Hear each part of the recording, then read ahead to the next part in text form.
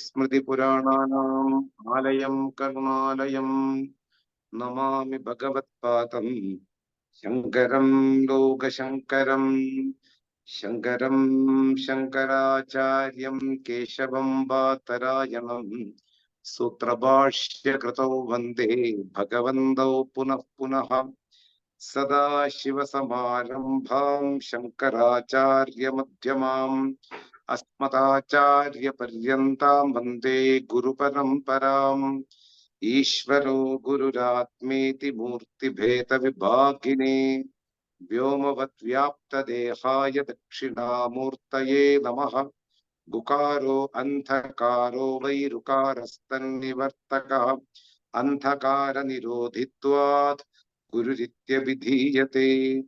ॐ सहना भवतु सहनौ भुनक्तु सह वीर्यं करवावहै तेजस्विनावधीतमस्तु मा विद्विषावहै। ॐ शान्ति शान्ति शान्तिः। So we are in the introduction of Upanishad, or how to be familiar with the importance of our teachings. Why should I learn Upanishad? What are the important factors as a human being I should come to know in my life? All these things we are discussing before entering to the Māṇḍūkya Upaniṣad. Last 2 classes, we analyzed, we discussed what is called human goal, how it became goals in one's life. And we split this word human goal into human and goal. And we are discussing about the importance of a human being. I already discussed about the first 3 human goals in the first class.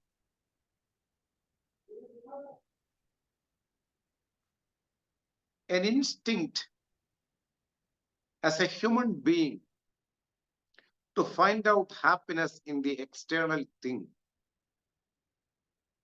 is universal, and it's experienced by everybody in this class. We go behind things in search of happiness. Those things which reward happiness, I go again and again in my life to experience this happiness. Those things which backfire, which give some worries in my life, I just give up. It's an instinct of a human being to go behind certain things in order to get happiness. In Sanskrit, this is called karma, to receive some happiness from a desirable thing. And it became a human goal, and it's very universal. And finding out the things which can make me happy, they are called artham in Sanskrit. So, any desirable thing which can give me happiness is called artham, and the happiness which we can get through these things are called kama. They are the predominant human goal in this creation. Artha and kama, which we already discussed elaborately. Artha and kama is not only for human beings, but also for other living beings also. We see animals live together, they play together, they find out certain way of making shelters like birds make nests. Some other living beings make hole inside the trees like squirrel, etc. Wild hog, tigers, they make a den or a hole in the earth. These are all for the sake of security and happiness only. So, not only human being, artha and kama, security and happiness is followed, is an instinctive nature for other living beings also. But what make different from all other living beings? This is the main topic which I discussed with you. When other living beings just go behind security and happiness in spite of transcending any social norms and rules, human beings are the only living beings which follow certain social norms so that when I enjoy certain things, I should not disturb others. Whatever I see as my happiness should not be others' disturbance. For that sake, we follow certain rules and norms which are prescribed by the scriptures. Thus, dharma comes into picture. Vice and virtues should be done, should not be done. Do's and don'ts. As a human being, I am aware of that. I am a social being. There are a lot of other living beings also living along with me. I should not disturb them while I am enjoying certain things in my life. Thus, I follow certain social norms in the path of searching for happiness and security. Very important value. We call it in Sanskrit dharma. I don't commit mistakes which can cause trouble for others in my search of security and happiness. Even for making money, I don't find shortcuts. Even for enjoying certain things, I should not disturb others. Thus, we have do's and don'ts. That is why, even though artha and kama are instincts of a human being and other living beings, for the human being, dharma is placed first in the order of human goals. Dharmam, artham, kama.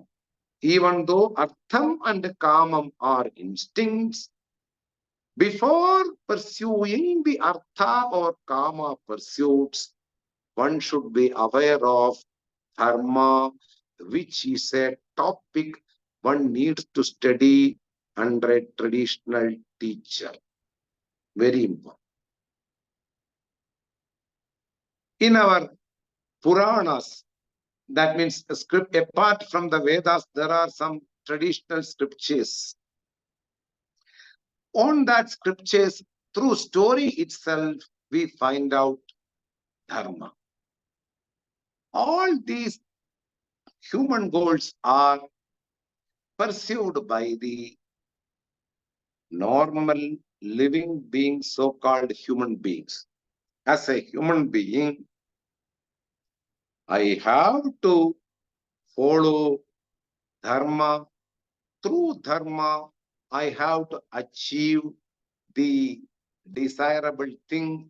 And through that desirable thing, I should enjoy material happiness. These three human goals fall under the realm of creation, fall under the realm of duality. This is very important point. These three human goals fall under the realm of creation or fall under the realm of duality. Nothing wrong on that, but keep in the mind, these three goals together become one group.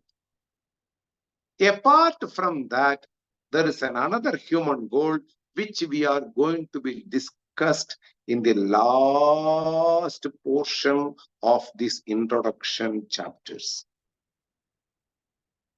Now, after that, I came to the importance of a human being. 84 lakhs of living beings are there. Still, human being got the total control over this creation and also total control over these living beings. How it happened, we analyzed in the last class. Two things are very important, which is endowed with a human birth. What they are? One is discrimination, vivekam, what is right and what is wrong. Vivekam is only possible to act if you are a human being. No other living being in this world cannot see what cannot understand what is right and wrong. There is no discrimination on this creation apart from human being. Vivekam, this one faculty is the main cause of getting the control over this creation for a human being. Other thing, the second factor, free will. What is meant by free will? Shankara says, one can do an action, one can decide not to do an action. One can decide to do an action in an opposite way. Kartum shakyam, akartum shakyam, anyatava kartum shakyam. So, three factors together become free will. I can decide to go to Rishikesh by my car.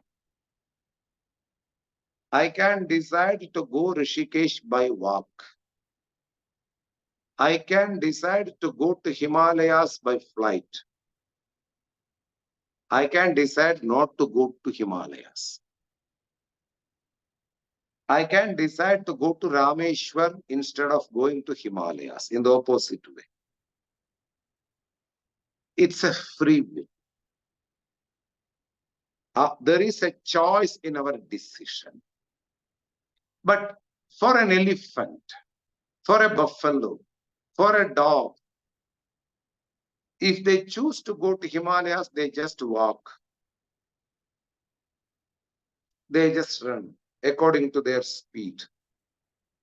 There is no choice in action for them. That is why I born as a non-vegan. I ate meat in my life, but I decided to become a vegan because I am aware of non-hurting other animals. Some of us have decided to become vegan person. We know that.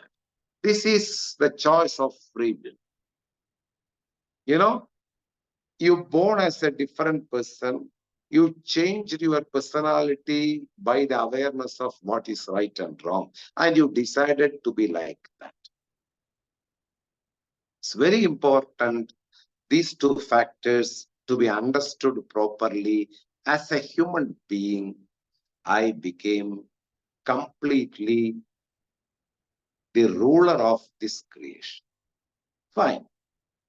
Then I gone bit more interesting factors on human being, what Shankara has told in his treatise. He explains human beings are the only living beings who have the five senses in full measure. I discussed with you in the last class. All other living beings in the world even though they are having five senses, one of the senses will be in full measure, all other senses will have less measure. Sometimes it may half measure, sometimes it may poor. I gave you example also. For a deer, the sense of listening is in total measure, but the eyesight is very poor. For cat species like leopard, lion, tiger, cats, their eyesight is 7 times more than any other living being in this world. But there are few things which they are poor in their life. Other organs, other senses are not in this measure for them. But for a human being, all the five organs are in full measure. That's why we go behind taste. We go for the ultimate music to be listened. We go for the ultimate vision through our eyes. We go for the ultimate happiness through skin. Because our senses are in full measure. But there is a problem, I told you. Human beings are the only living being who compare what is given to them and what is given to others. Taratamyam. In Sanskrit, this word is called Taratamyam. We are the only living beings who compare our body with another body. No other living being in the world compare their body with another body. A cow who is lacking one horn right from the childhood will not feel inferior by looking towards another cows who are having two horns. Why? They don't compare. We are the only living being who look at the mirror. Because our senses are very strong. So that we compare ourselves with others. Thus we feel, I am incomplete. With my body, with my skin, with my height, with my feet, with my hands, with my nose, I feel I am incomplete. So I go through plastic surgery. I go through some cosmetics. I go through some alteration in my body so that I can be perfect, complete. So there is always a temptation, a pressure to be changed from what is now to another state. From this state, I want to change to another state. There is a continuous pressure inside because I am non-acceptable for myself.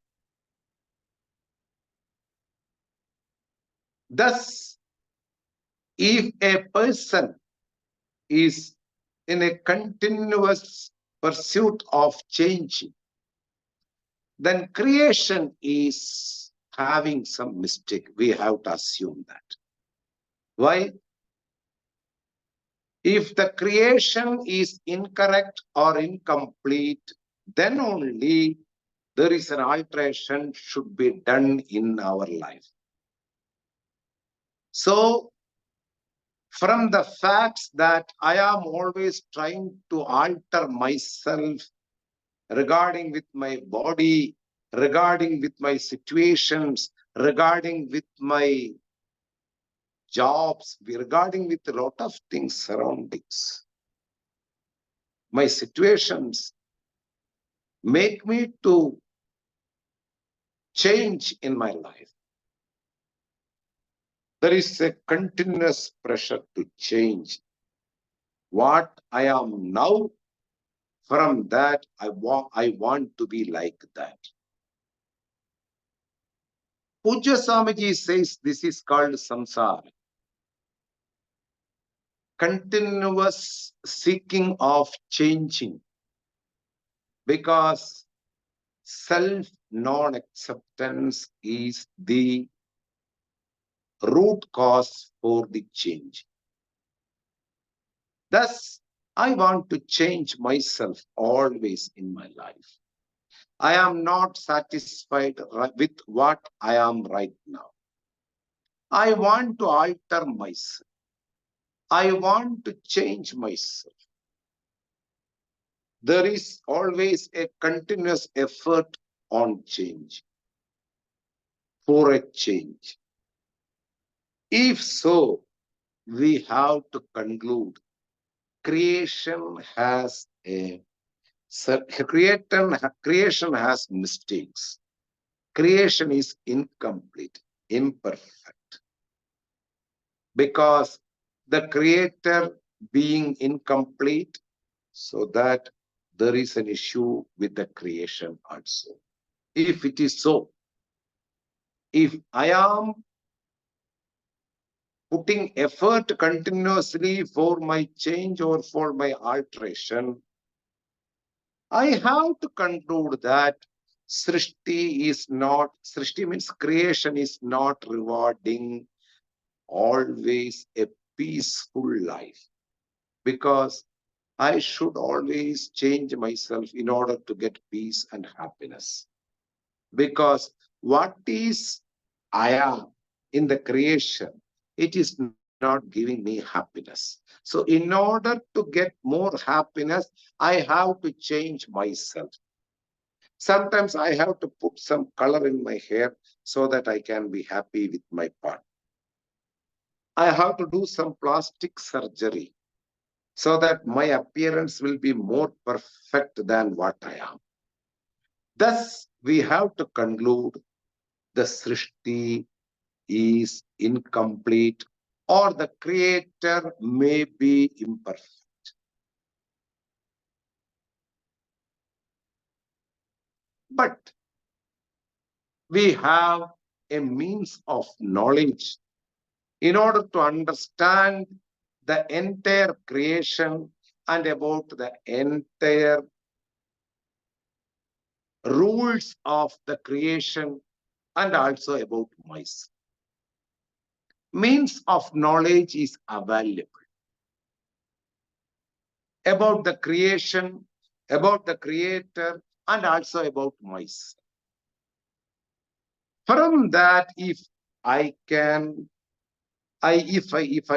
see really who am I, really who is the creator, what are the rules of the creation, how I got this body, if I can understand properly, there is certain amount of relief in my life. How I can alter myself. Is it possible an alteration in my life? Some babies are born with certain defects with their body. How it happened? I need this answer. I always say that. Few people in this world are richest among everybody. Few people are very poor. How it happens? I want to know the answer in this creation. What I see in this creation. All these things have to be answered, and we have a means of knowledge for that. And this means of knowledge in Sanskrit is called pramanam.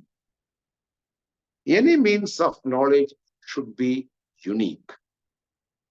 Then only it can be means of knowledge. For example, what the eyes give to me should not be done by any other organs. Then only eyes are unique. Vision is unique through eyes. Then it will become a means of knowledge.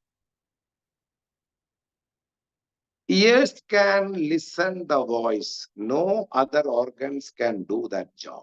That's why they are unique. Like this, there are certain rules to accept a means as a pramana, a means of knowledge.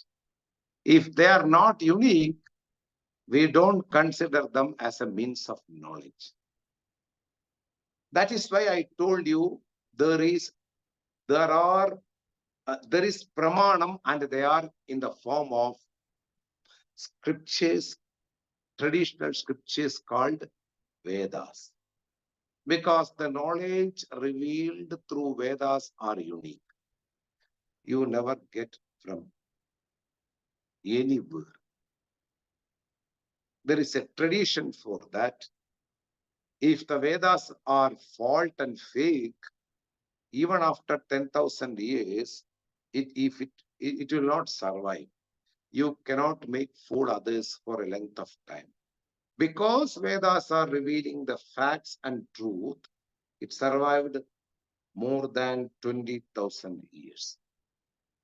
And it can be started from immemorial past. It can start from an immemorial past. There is no exact time when Vedas are started or understood by our sages. Fine, we are going to deal with that. First of all, you understand what is called means of knowledge. Because if I want to correct myself, if I want to know what is the creation, I should know first the rules of creation, how the creation happened, and who am I in the creation, what is the role to be played by me in the creation, is alteration is possible. If alteration, if I have done, how long it stays, all these things I should understand.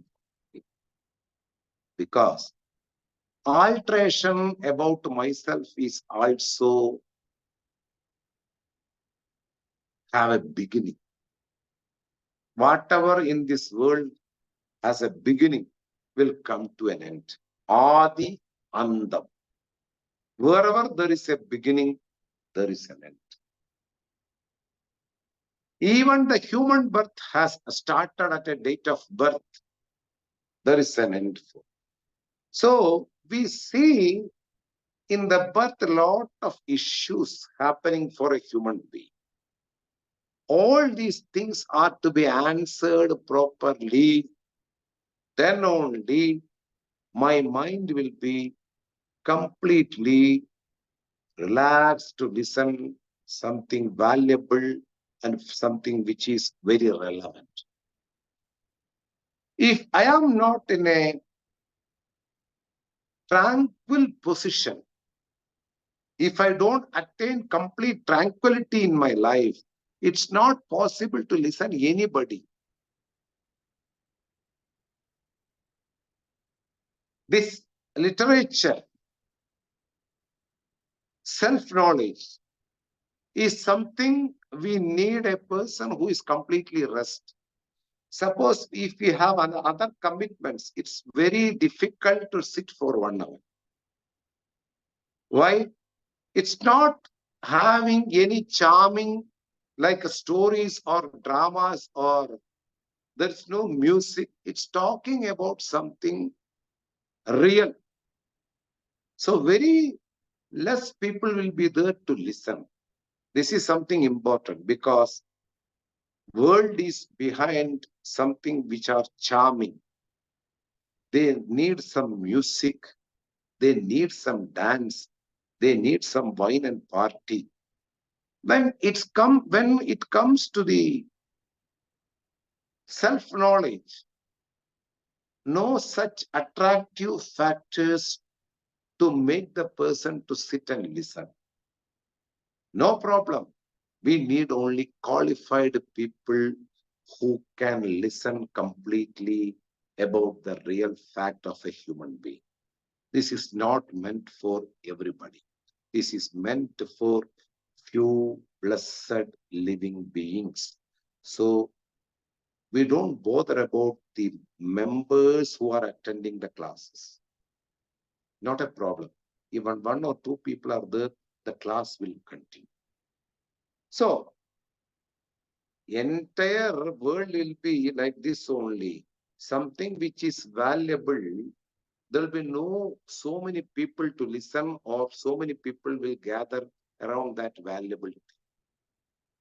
Something which is charming, which is temporary, which can give an immediate happiness, instant happiness. There will be people, cinema, circus, song, drama, orchestra, party. 2 hours, 2.5 hours, you are enjoying your sense organs. Fine. It's another topic. Now come to the real topic. So, pramanam, means of knowledge, is there to understand who am I, whether alteration is possible, whether alteration is eternal, why the Srishti, the creation, have a lot of defects. Is the creator is as a psycho? All these things to be analyzed proper. And we have pramana in front of us, scriptures, Vedas. Vedas are revealing unique knowledge. They don't reveal a knowledge which is already discovered by other pramanas. Like direct perception is a means of knowledge. We call it pratyaksha pramanam. Whatever we see directly with our eyes and ears, no other organs in the world can reveal that. That's why it's a pratyaksha pramanam. Direct perception is a means of knowledge. How I understand this is my friend who is sitting in front of me. Eyes reveal the person. That's why eyes are means of knowledge. Witness. In court, is there anybody witness to this event, this crime? Then it is valuable. So, direct perception is praman.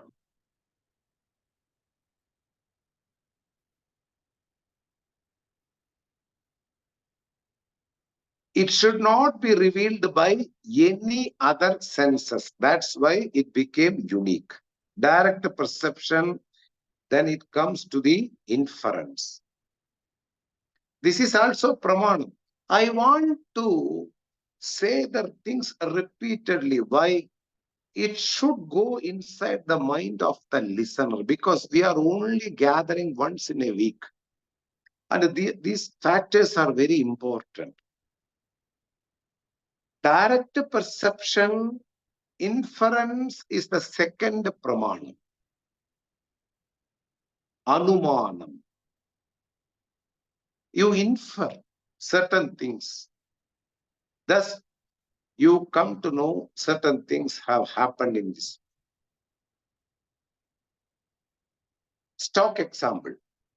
Lord Shankara and some other people in the tradition says, I was sleeping the entire night. When I came outside in the morning, I saw water around my house and also in the road. Water is the sign to infer something.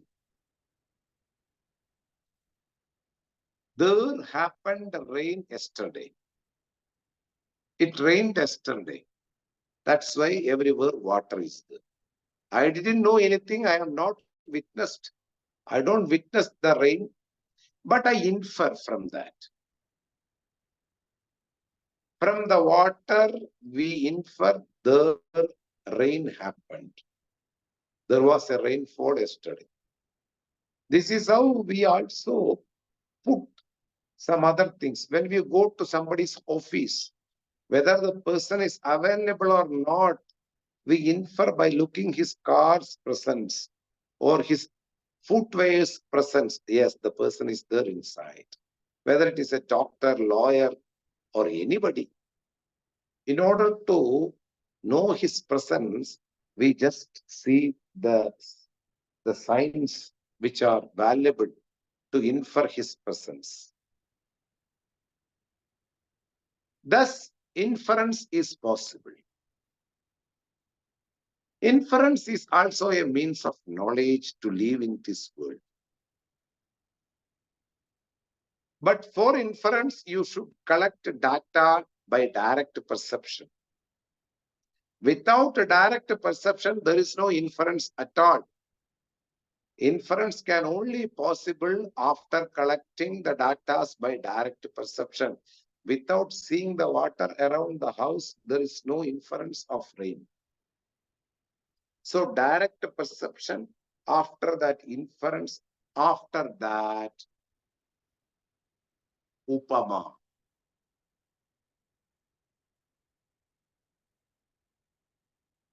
You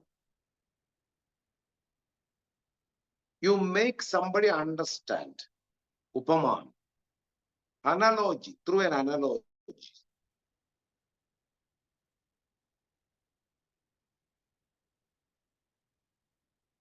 For example,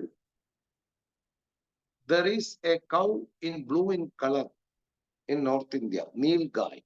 It's not a cow, it's not a horse, it's not a deer, but certain parts are much less similar to all these animals.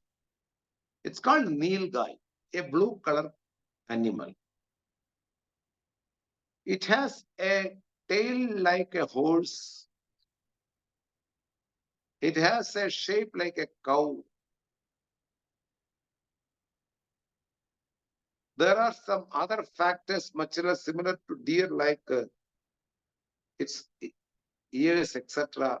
So we make understand another person.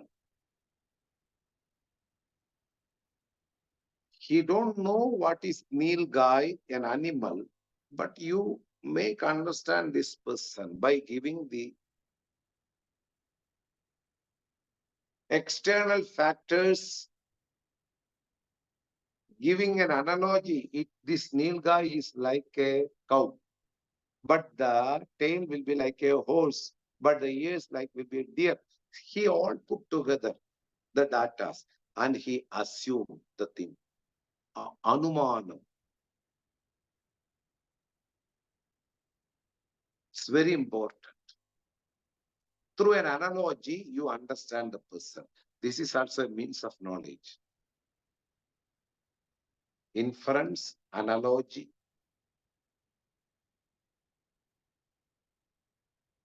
Arthapati, presumption. You post a fact by receiving certain data you have collected by direct perception. And you safely conclude. Like, a person is fasting for last 3 days or 3 months, but he is putting weight.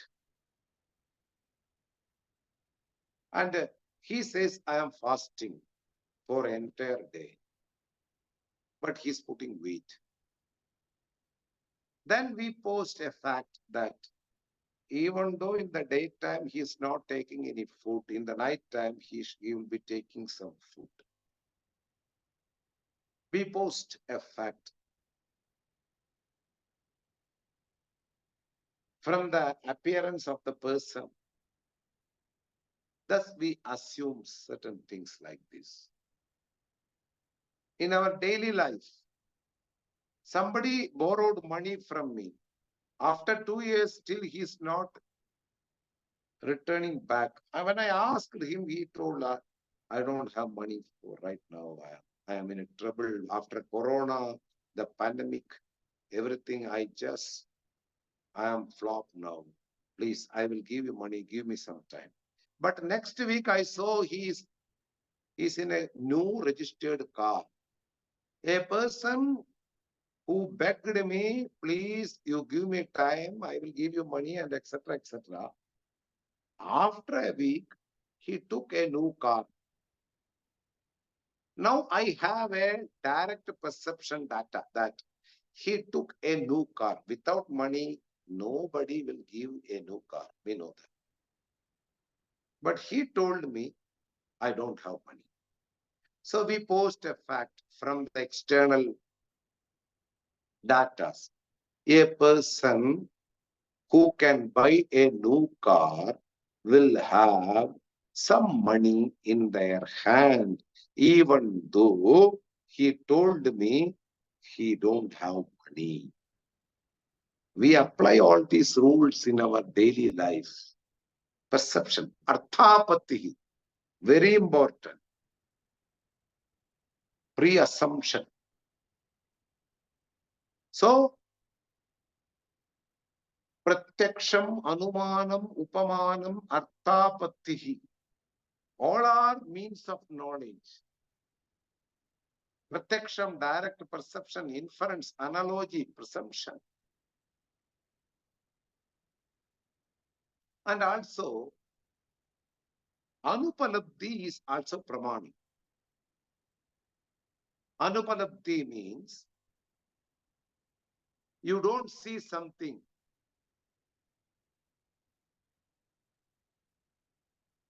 You keep an apple in your hand and you close your eyes. Somebody has taken the apple. At the same time, you feel that there is an absence of apple in your hand, even though you have closed the eyes, but you touch the hands and you see there is an absence of apple. Then you confirm that apple is not there anymore. This is how medicines are invented. They put the bacteria in the water, and whatever they have invented, they put the drops of medicine in that water. After 1 day or 8 hours, they again go through some analysis on the water, and they find out that there is no bacteria anymore. So that whatever medicines they have invented is working. So absence of something is also means of knowledge. They are unique, really. That is why the entire world have accepted this way of communicating the world or this way of living a life. Direct perception, inference, analogy, and presumption, and also absence of something. These 5 means of knowledge are in the realm of duality in the creation. Without direct data, the 5 pramanas cannot work at all. All these means of knowledge cannot work at all. It seems to be a bit hard, but you try to understand. It's very important why Vedas are means of knowledge. It reveals some unique factors. That is why Vedas are means of knowledge. So, in Vedas, all the knowledge about the creation, all the knowledge about me, all the connection between the creator and the creation, all are mentioned. The word Vedas came from the with, to know. So a lot of things are there to know in these particular scriptures. So Vedas are means of knowledge. Then another question arises. I belong to another religion. I have already a lot of scriptures from my religion. Why should I take another headache through you? Valid question. I'm going to church daily, or I am going to church in a week. And there the pastors reveal certain things and everything. So already some headache is there regarding these scriptures, etc., etc. Why should I listen to another group of scriptures which will become another headache? The direct answer is what you are seeking. You are seeker of you are a seeker of a happiness.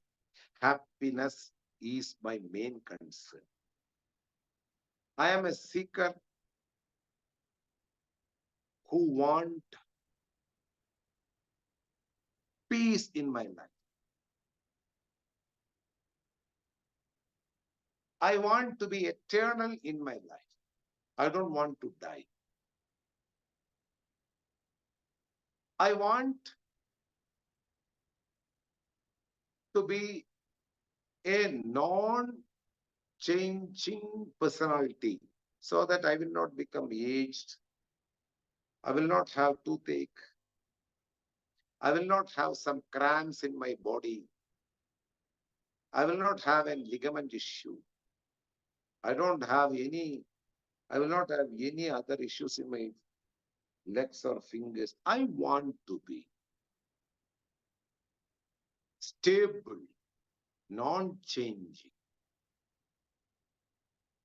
I don't want to be always in trouble in this world through certain factors. I always want to be an acceptable personality.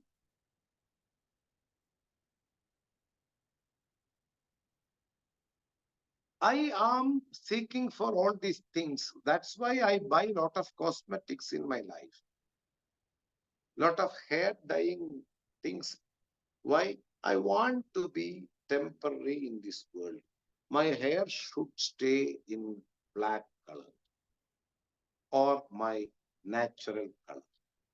I don't want gray color. I don't want wrinkles. I don't want to remove my teeth. My hands should be attractive. My legs should be attractive. I want to be always looking young. That means I don't want to change to an old person. I want to be accepted myself because everybody is poking me. People are condemning my actions.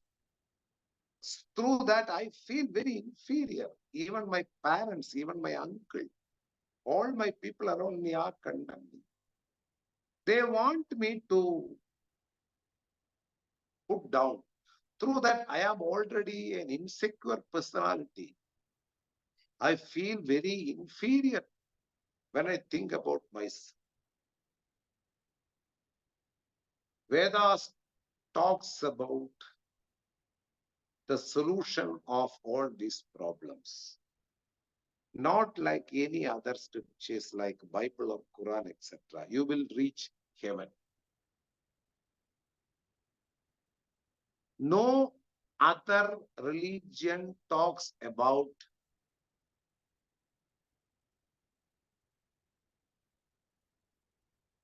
these issues. They talks about do these things, you will reach heaven, and you will be more comfort than this world of creation here. This is not what we are going to talk. We are going to talk about the fundamental issues of a human being.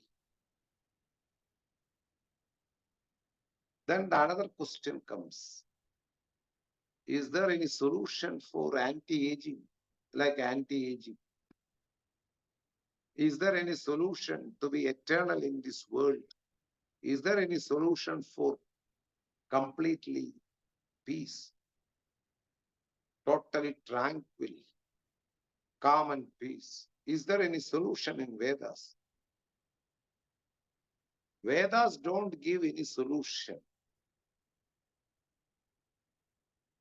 Vedas make you to recognize you are already having all these facts, that you are eternal. You don't die in this world. You don't get aged. You don't need to be insecure regarding the features looking at the body, because you are complete, Purnamada. Then my universal question. Yes, exaggeration is possible, you know. Even though I am at the age of 60, Veda can talk about you are eternal, because it's an exaggeration. All my experiences shows me I am getting older and older day by day. And Veda comes and talks about that you are eternal. My experiences proves that I am getting old. How can I accept the words of Vedas that I am eternal? There are words like exaggeration of somebody. He's like a lion. Means he's not a lion at all, but his appearance and his dialogues seems to be like a lion. He's a leader. This is called exaggeration. It will be crowning the broom. A person who is a broom and you crown the person. Like I am getting older and older daily in my daily life. Veda comes and put a broom that you are eternal, which is not acceptable by me. So better not to listen Vedas. This will be my conclusion, and most of the people will conclude like this. Veda talks about something irony. From my experiences, it's entirely different. There I want to make you know few sentences more, and we'll conclude this class. Vedas are not exaggerating. Vedas are not talking something about embellishing about oneself. Vedas are talking about the facts. Vedas want to reveal the truth. Vedas want to say your reality, your true nature. Nowhere else in the world the reality about oneself is revealed. So that there is a tally. What I am seeking and what I want is being given by the Vedas.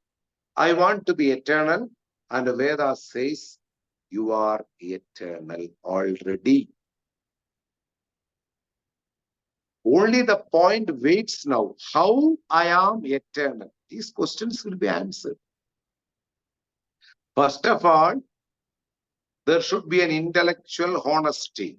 When I want to negate something, you have to study or you have to go through that and you negate. So I want to be eternal in my life, and Veda says you are already eternal. There is a tally. There is a matching. What I am seeking and what I am available, what I am, are one when I study Vedas. I am seeking something and I get the exact thing from the Vedas. Why should I deny that? When Veda says you are beautiful, because I want to be beautiful in my entire life. And Veda says you are already beautiful. Can I deny? Nobody deny in this world. When somebody says you are so much beautiful today, then I feel more proud of myself. Why? Somebody appreciated me. I will not deny. No, no, no, please don't say like that. I want to be ugly in this world. No. Vedas talks about certain things like this. Whatever factors I want to be in my life, already those factors are existing along with me, that I am eternal already. I am complete without any defects already. Veda talks, yes, you are that, without any defects. So how can I deny, reject Vedas? This is the question I want to ask you. If you say, I am already having lot of scriptures to study, and I have listened to so many pastors and people who come as messenger of God, it's enough bluffing. You don't bluff more through Vedas. Then I say that you want certain things in your life and you are seeking for that. Your purchase of cosmetic shows that you want to be eternal. And Veda revealed the fact that you are already eternal. So I cannot deny what Veda says, because what I am seeking, what I am wanting, that is being presented by the Vedas. So how can I deny? When Veda says you are complete, you are Purnaha, I will not deny. No, I don't want to be Purnaha. I want to have somebody who is defects. No way. Thus, there is a tally, there is a matching, there is a complete fit. What I want and what I am searching is being presented by the Vedas. Entire city, you go for a bucket. You want to buy a bathroom bucket. There is a color in your mind. There is a height in your mind. There is an imagination regarding its handle. You go through entire city. Nowhere in any shops you don't find. At last you find out. You match with that thing. Then you buy that. Similarly, you are searching for freedom. You are searching to be free from all the worries immediately. You want to be free from all bondages. But the pastors and other religious factors are not making you to live, to be free from this grief and worries right now. They are talking about heaven. Do hear something and you go to heaven. But Vedas are not talking about that. Vedas talks about you are free from all kinds of worries right now, because you feel there are some worries and there are some griefs. That is due to certain other things which you are not having that knowledge. We will reveal about that. So there is a tally, there is a match, fitting. You fit absolutely 100% what I am seeking. I want to be free from these bondages and worries, and Veda talks about that. And it's not a religious teaching, in fact. We are not talking about a religious preaching. It's talking about the realities, more than religion. Reality about the human being. He is entirely, totally free from all kinds of worries right now. He should be free. He should be calm by listening the facts what Vedas want to tell. And also the last point I want to make you understand is, if the Vedas are false or Vedas are fakes, they should have fallen apart. There will be no tradition up to this, because a fake idea cannot survive 10,000 years. A duplicate stories, a manipulated or fabricated thoughts or fabricated ideas cannot survive more than 10 years or 20 years, because genius people are born day by day and they reveal completely and they say these are all just making others fool. But there is a tradition for 10,000 years and more, and all are genius. And the people who came to know the secret of Vedas, they just give up the jobs in astronomy, in some PhD, in some higher position in the society. They just give up the job and they surrender to this knowledge. Why? This knowledge has something to say for everybody. Thus, Veda matches with what I am seeking and what it wants to give to you. So there is a match. So I cannot deny. When something is going in tune, in harmony with my thoughts and my needs, I will not deny anything. So there is certain things to listen from the Vedas more, and we need a certain basic introduction regarding Vedas and what is the Upanishad in the Vedas, everything we are going to see in the next class.